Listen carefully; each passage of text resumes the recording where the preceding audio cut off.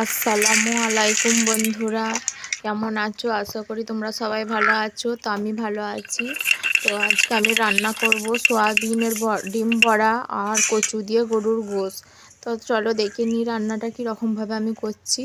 তো আমি সোয়াবিনগুলো দিয়েছিল, ভিজানো হয়ে গেছে। আমি সুন্দর বেটে নিচ্ছি, আদা রসুন গরম মশলা এলাচ দারচিনি সব একসঙ্গে বেটে নিচ্ছি, বাটা হয়ে গেছে। এবার আমি সোয়াবিনটা মেখে নেবো।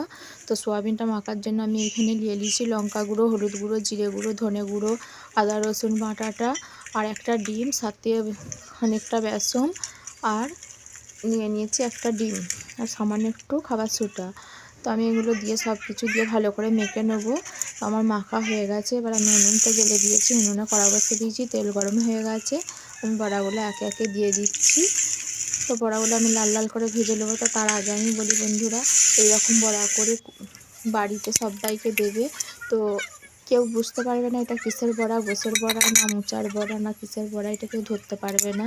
তো এইরকম করে খেয়ে দেখবে বন্ধুরা একবার, খুব সুন্দর খেতে, দারুণ সুস্বাদু হয়। তো বড়াটা তো আমার হয়ে গেছে। এবার আমি রান্না করব কচু দিয়ে গোশ। কচু দিয়ে গরুর গোশ করার জন্য আমি 500 গোশ নিয়ে নিয়েছি চর্বি সমেত, আর নিয়ে নিয়েছি একটা হাঁড়ি।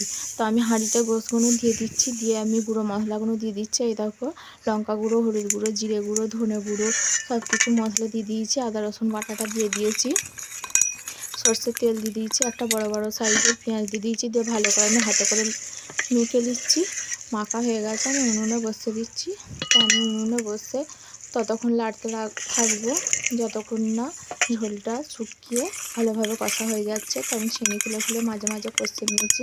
এটাকে এইভাবে কষে নিয়েছি। এইভাবে কষানোর পর আমি এতে এবার কচুগুলো দিয়ে দিচ্ছি। কচুগুলো আমি ভালোভাবে কষে নিচ্ছি।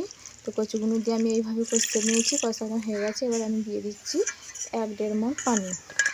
তো পানিটা আমি ভালোভাবে ফুটিয়ে নেবো, ফুটিয়ে রান্নাটা করে নেবো। এইভাবে রান্না হয়েছে, কেমন হয়েছে বলবে, যদি হয় একটা সাবস্ক্রাইব করে।